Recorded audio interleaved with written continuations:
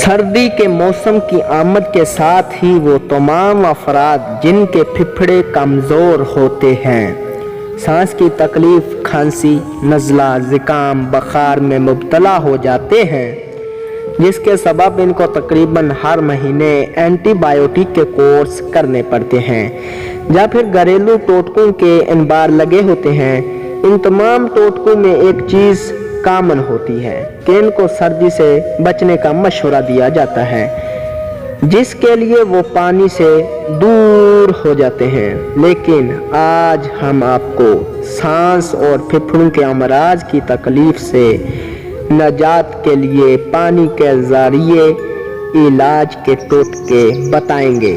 ویسے تو پانی کا استعمال انسانی صحت کے لیے بہت ضروری ہوتا ہے، لیکن سانس کے مریض یہ سمجھتے ہیں کہ پانی کا استعمال ان کی بیماری کو بڑھا سکتا ہے، جبکہ حقیقت میں ایسا نہیں ہے، کیونکہ جسم میں پانی کی کمی کے سبب ہی پھیپھڑوں میں موجود جمع ہوتا ہے، میوکس گاڑھا ہو جاتا ہے اور جم جاتا ہے، جو کہ تکلیف کا سبب بن سکتا ہے۔ پھیپھڑوں اور سانس کے مریضوں کو البتہ ٹھنڈے پانی سے پرہیز کرنا چاہیے، اس کے بجائے ان کو نیم گرم پانی کا استعمال زیادہ سے زیادہ کرنا چاہیے۔ تکلیف کی صورت میں ایک گلاس نیم گرم پانی لے لیں اور اس کو چسکیوں میں آہستہ آہستہ گلے سے نیچے اتاریں۔ اس سے سانس کی نالیوں کی سوزش اور تکلیف میں افاقہ ہوگا اور جمع ہوا میوکس بھی پگھل کر نکلنا شروع ہو جائے گا،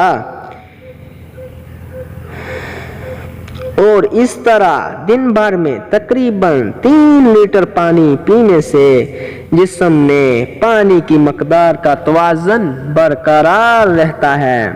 سانس لینے میں دشواری کی صورت میں بھاپ کا استعمال بھی بہت مؤثر ثابت ہو سکتا ہے۔ بھاپ لینے کے لیے کسی برتن میں پانی کو گرم کر کے سر پر تولیہ ڈال کر اس بھاپ میں سانس لینے سے نہ صرف جمع ہوا نزلہ بہنا شروع ہو جاتا ہے بلکہ بند ناک بھی کھل جاتا ہے۔ زیادہ فائدہ حاصل کرنے کے لیے اس پانی میں سے 1 چمچ وکس یا نمک بھی ڈالا جا سکتا ہے۔ پھیپھڑوں اور سانس کے مریضوں کو طبیعت خرابی کی صورت میں سینے میں شدید درد کی کیفیت ہوتی ہے۔ اس حالت میں گرم پانی بوتل کی ٹکور بہت مفید ثابت ہوتی ہے، اور نہ صرف درد میں افاقہ ہوتا ہے بلکہ اس سے سینے پر جمے بلغم کے اخراج بھی مدد ملتی ہے۔